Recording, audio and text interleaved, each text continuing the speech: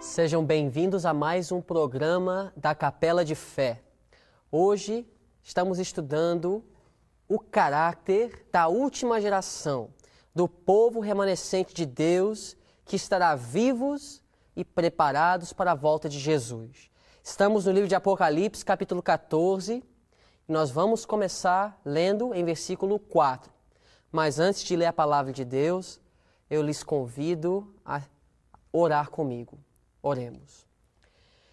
Querido Pai que estás nos céus, mais uma vez, Senhor, muito agradecidos estamos a Ti pela Tua palavra, pela oportunidade que o Senhor nos deu de estudar juntos.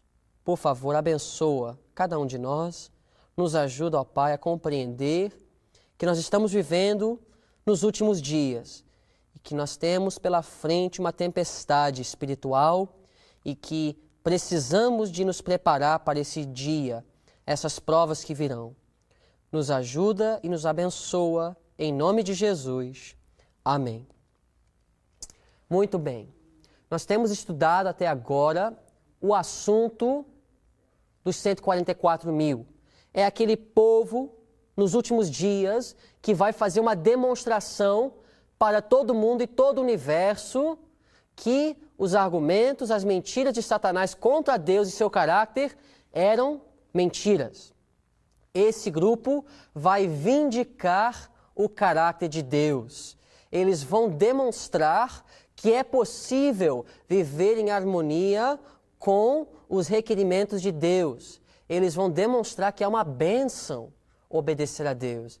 E haverá um grande contraste entre a luz e as trevas, entre os filhos de Deus e aqueles que seguem a Satanás. Apocalipse 14, versículo 4, fala desse povo, fala desse grupo de pessoas. Estes são os que não estão contaminados com mulheres, porque são virgens. Agora, nós já sabemos que em Apocalipse nós temos muitos símbolos. A linguagem não pode ser interpretada literalmente, pois nós temos em versículo 1 um cordeiro. E a gente sabe que esse cordeiro não é um animal literal, é um símbolo representando Jesus em Apocalipse. Da mesma forma, uma mulher em Apocalipse não é uma mulher literal. Nós temos aqui um símbolo. Na Bíblia, em profecia, uma mulher representa o quê? Vamos ver. Vamos abrir nossas Bíblias no livro de Jeremias, capítulo 6, versículo 2. Jeremias, capítulo 6, verso 2. Nós vamos perceber aqui que Deus compara o povo de Deus, a filha de Sião, a igreja de Israel, com uma mulher formosa. Verso 2. A formosa e delicada assemelhei à filha de Sião. Muitas vezes no Velho Testamento, Deus comparou a igreja com uma mulher. Quando a igreja é pura, quando a igreja está nos caminhos de Deus, quando a igreja está cumprindo o propósito dele para ela, Deus compara ela como uma mulher pura. Por falar nisso, Apocalipse tem duas mulheres. Uma mulher é pura, em Apocalipse 12. A mulher que é vestida com o sol da justiça, que é Jesus Cristo, seu caráter. Que ela tem também a lua debaixo dos pés. Representa a palavra de Deus, o fundamento da igreja. Essa mulher é pura. Ela é uma mulher formosa. Ela é uma mulher que brilha. Agora, em Apocalipse, capítulo 17, nós temos uma mulher também. Só que essa mulher é diferente. A Bíblia chama ela de uma prostituta. Ela não é uma mulher pura. Então, em Apocalipse, nós temos duas mulheres. Nós sabemos que em Apocalipse tem muitos contrastes. Nós temos Babilônia e Jerusalém. Babilônia é a cidade de Satanás. Jerusalém é a cidade de Deus. Em Apocalipse nós temos aqueles que seguem o Cordeiro e aqueles que seguem a besta e adoram sua imagem. Então, nós temos muitos contrastes em Apocalipse. Nós temos duas mulheres, uma mulher pura e uma mulher contaminada, uma prostituta. No Velho Testamento, quando a mulher é descrevida de uma forma agradável, quando ela é formosa, como aqui em Jeremias 6:2, é a igreja quando ela está pura. O propósito de Deus para a igreja está sendo cumprido. Então ele chama ela de uma mulher pura, uma virgem. Mas agora, ela nem sempre foi pura. Capítulo 4 de Jeremias, capítulo 3 de Jeremias, versículo 1. Eles dizem: se um homem despedir sua mulher e ela o deixar e se ajuntar a outro homem, porventura tornará ele outra vez para ela? Não se poluirá de toda aquela terra? Ora, tu, falando com a igreja, Deus falando, te prostituíste com muitos amantes, mas ainda assim torna para mim, diz o Senhor. Isaías, capítulo 1, vamos para outro profeta, para confirmar que isso é uma realidade. Isaías, capítulo 1, Deus falando com a igreja, diz: como se fez prostituta a cidade fiel, falando de Jerusalém, ela que estava cheia de retidão, a justiça habitava nela, mas agora homicidas. Aqui então Deus está chamando sua igreja de uma prostituta. Por quê? Porque ela se desviou dos caminhos de Deus, ela seguiu outro caminho, outras normas, outro marido, pois muitas vezes na Bíblia Deus é comparado com o marido e a igreja com a esposa. Inclusive, Paulo, no Novo Testamento, reconheceu isso. 2 de Coríntios, capítulo 11, versículo 2. Paulo, falando com a igreja, diz: porque estou zeloso de vós com zelo de Deus, porque vos tenho preparado para vos apresentar como uma virgem pura a um marido, a saber, a Cristo. Nós temos então Paulo aqui chamando a igreja de uma virgem pura que ele quer apresentar ao marido, que é Jesus Cristo. Voltando para Apocalipse, vamos ver o que Apocalipse capítulo 19 fala. Aqui nós temos uma descrição da volta de Jesus. E veja bem que a Bíblia fala em Apocalipse 19, versículo 6 e 7. E ouvi como que a voz de uma grande multidão, e como que a voz de muitas águas, como que a voz de grandes trovões, que dizia: Aleluia, pois já o Senhor Deus Todo-Poderoso reina. O que está acontecendo aqui? Aqui nós temos a volta de Jesus, a volta gloriosa, vitoriosa de Jesus Cristo aqui na terra. Verso 7 fala o seguinte: regozijemo-nos e alegremo-nos e demos-lhe glória. Por quê? Porque vindas são as bodas do Cordeiro, e já, veja bem, a sua esposa se aprontou. Jesus espera que a esposa dele, que é a igreja, esteja preparada para a sua volta. Por isso ele ainda não voltou.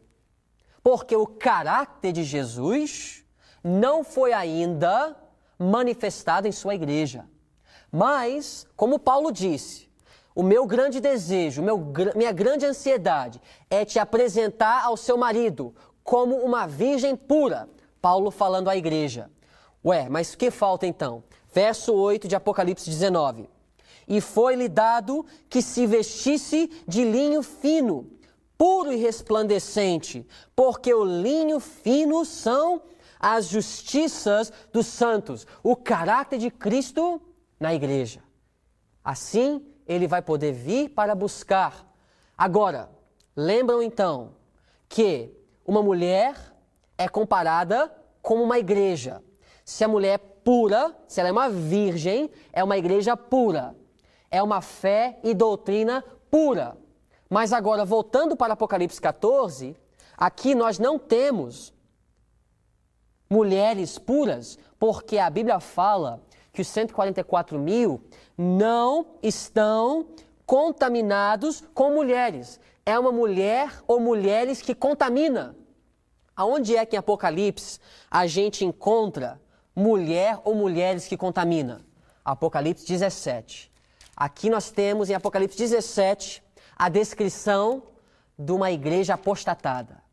Uma instituição religiosa falsa. O que contamina?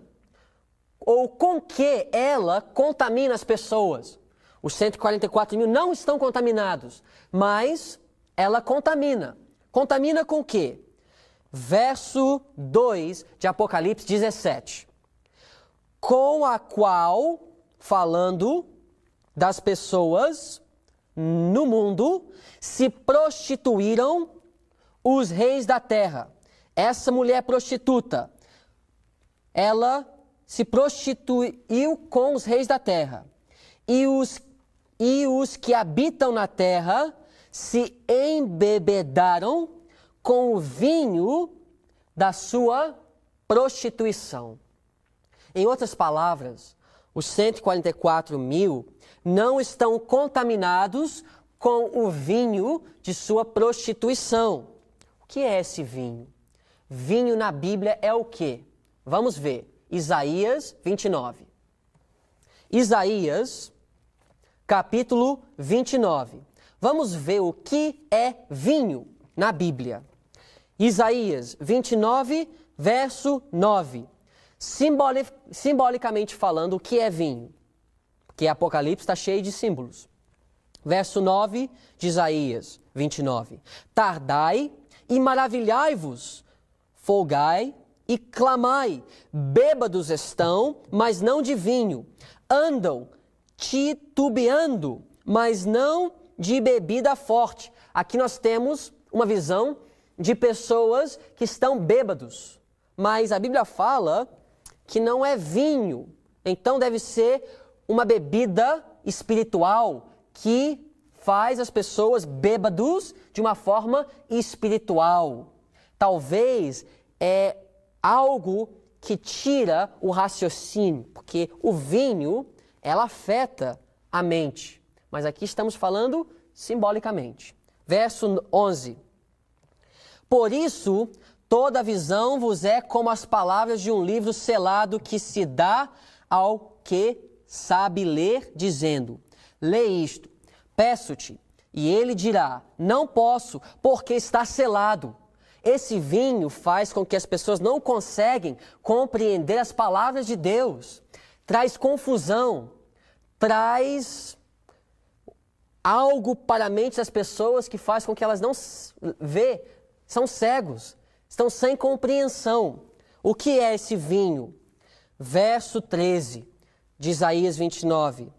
Porque o Senhor disse: pois que este povo se aproxima de mim, e com a sua boca e com os seus lábios me honra, mas o seu coração se afasta para longe de mim.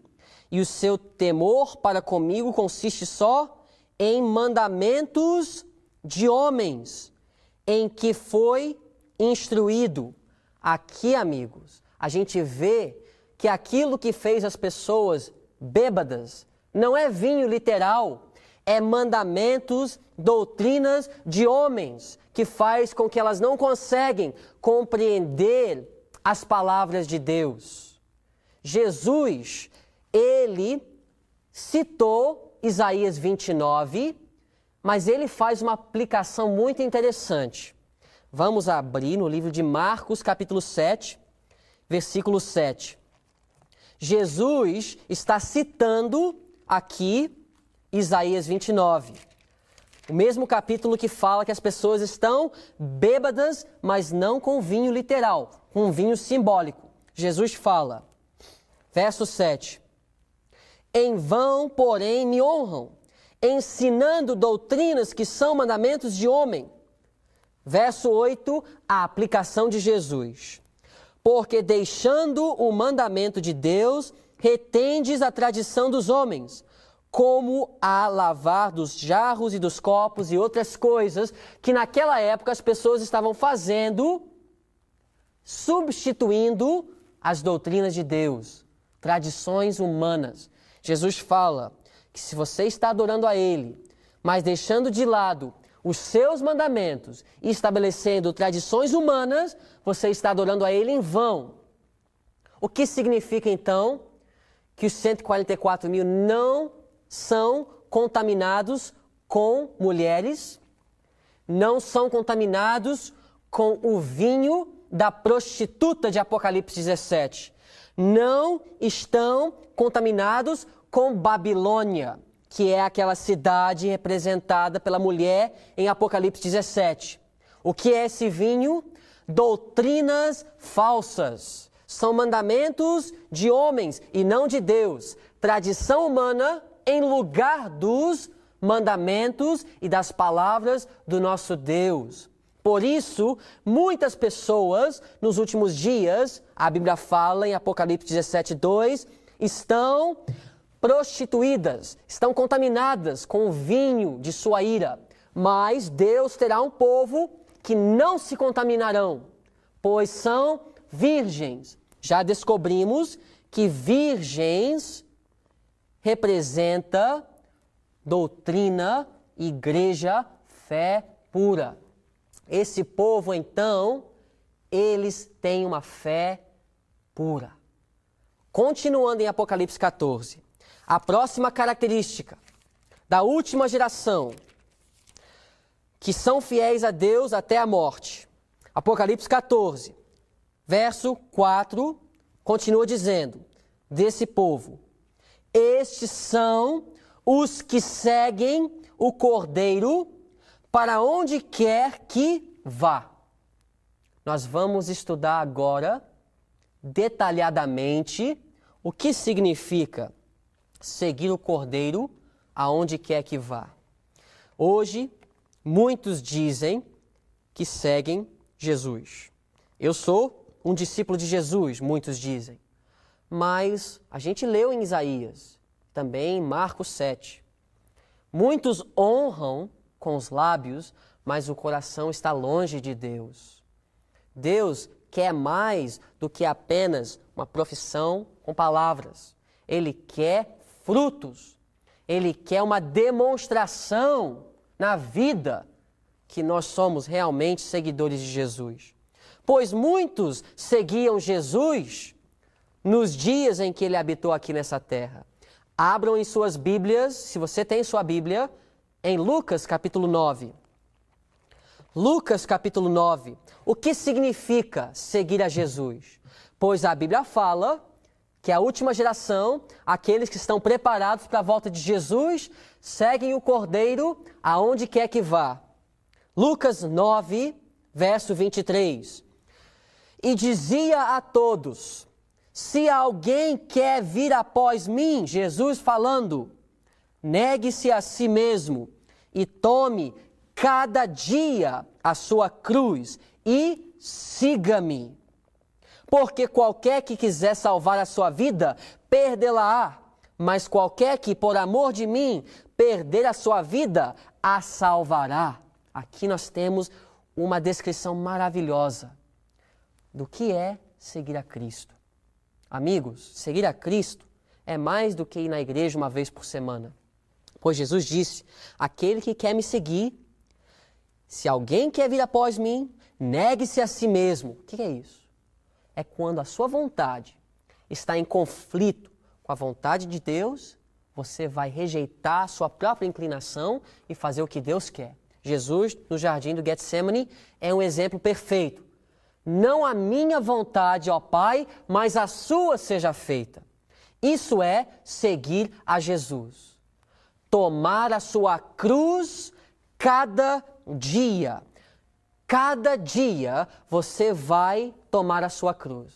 Pois o cristianismo, amigos, não é ter uma cruz pendurada no pescoço. Isso não vale nada para Deus. Deus não quer isso. Sim, Ele quer que você tome a cruz de Cristo. O que é tomar a cruz de Cristo? É fazer a vontade dEle. É fazer aquilo que às vezes é difícil. É amar o seu inimigo. É fazer bem para o seu próximo.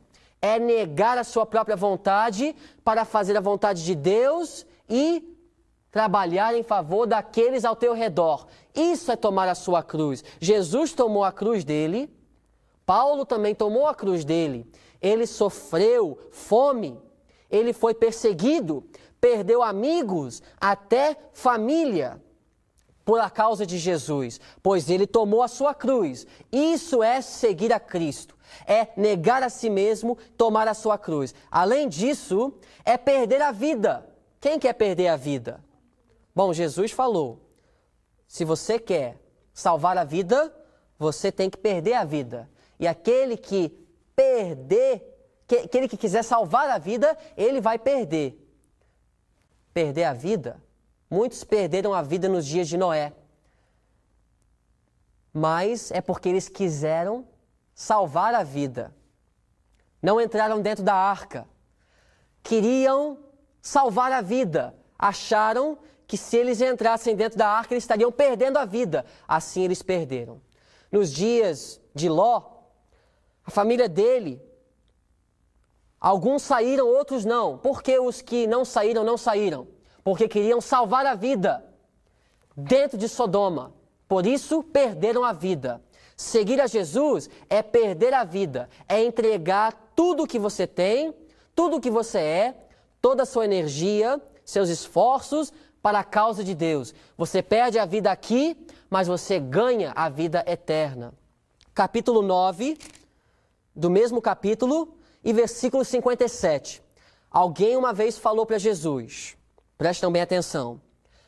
E aconteceu que, indo eles pelo caminho, lhe disse um: Senhor, seguir-te-ei para onde quer que fores. Que palavra positiva. Essa pessoa queria seguir a Jesus. Veio dizendo: Senhor, eu vou te seguir aonde quer que você for. Mas Jesus teve uma reação muito interessante. Parece que ele já sabia o que estava no coração dessa pessoa. Porque ele falou o seguinte em verso 58. As raposas têm covis e as aves do céu ninhos, mas o Filho do Homem não tem onde reclinar a cabeça. Amigos, muitos seguiam a Jesus naquela época por causa dos pães e dos peixes, por causa dos milagres, por causa das curas, por motivos egoístas, porque acharam que Jesus poderia lhes dar uma vida boa aqui na terra. Mas Jesus não veio para oferecer ninguém uma vida melhor aqui na terra, materialmente falando. Ele veio para oferecer o caráter de Deus. Ele veio para transformar a mente, transformar a vida espiritual e preparar as pessoas para viver eternamente com Ele. Isso sim Ele veio oferecer. Mas essa pessoa veio dizendo: Senhor, eu vou te seguir aonde quer que você for. Jesus falou: veja bem, você não compreende o que é seguir a mim. Deixa eu lhes dizer, eu não tenho dinheiro para te oferecer. Eu nem tenho aonde reclinar a minha própria cabeça. Verso 59. Aí Jesus vem dizendo para outro: segue-me. Mas ele respondeu: Senhor, deixa que primeiro eu vá a enterrar meu pai. O que está errado com isso? Ele quer ir enterrar o seu pai primeiro. Amigos, ele queria esperar até o dia em que seu pai morresse para ele receber uma herança, para ele ter dinheiro e condições melhores para que, se ele fosse seguir a Jesus e não desse certo, ele teria uma garantia aqui nessa vida ainda. Com esse coração, você não pode seguir a Jesus verdadeiramente. Por isso Jesus disse: deixa aos mortos o enterrar os seus mortos, porém tu vai e anuncia o reino de Deus. Você tem que ter um coração não dividido para seguir a Jesus. Você tem que compreender, em primeiro lugar, o que Ele fez por você. compreendendo o que Ele fez por você, isso vai despertar em você um amor por Ele. Isso vai fazer com que você siga Ele com todo o coração. Buscar-me-eis, Ele disse, e me achareis quando me buscardes de todo o coração. E também Ele diz, buscai-me enquanto se pode achar. Olha, veja bem, amigos. Jesus está nos chamando para o seguir, mas pelo motivo certo. Não por causa de dinheiro, posição ou poder, mas por causa de uma transformação de vida e caráter. O jovem rico veio dizendo que ele queria seguir a Jesus, mas Jesus falou, antes você tem que fazer isso, vender tudo que você tem e dar aos pobres. Mas ele amava aquilo que ele tinha mais do que Jesus. E então Jesus veio dizendo, você não pode me seguir. E ele não seguiu a Jesus, porque ele não tinha disposição de seguir de todo o coração. Lucas 14, para concluir o nosso estudo. Verso 25. Ora, ia com ele uma grande multidão. Que bom, muita gente seguindo a Jesus. Mas olha o que Jesus disse. Verso 27, e qualquer que não levar a sua cruz e não vier após mim, não pode ser meu discípulo. Pois qual de vós, querendo edificar uma torre, não se assenta primeiro a fazer as contas dos gastos, para ver se tem com que acabar? Você tem que contar os gastos. Você quer seguir a Jesus? Sua vida será transformada, mudada, você terá felicidade e paz verdadeira. Mas isso requer uma cruz. Você vai ter que negar aquilo que você ama, talvez. Talvez pessoas em sua família, que são muito importantes para você, vai estar em conflito contigo por causa dos mandamentos de Deus. Mas vale a pena seguir a Jesus. Você quer seguir a Jesus hoje? Se você quer, ore comigo e vamos entregar nossas vidas a Deus. Querido Pai que estás nos céus, por favor, Senhor, tome nossas vidas em Tuas mãos. Muito obrigado pela Tua palavra. Nos abençoa, Senhor, e nos guarda, e nos dê poder para seguir a Ti, aonde quer que o Senhor for. Em nome de Jesus te pedimos. Amém.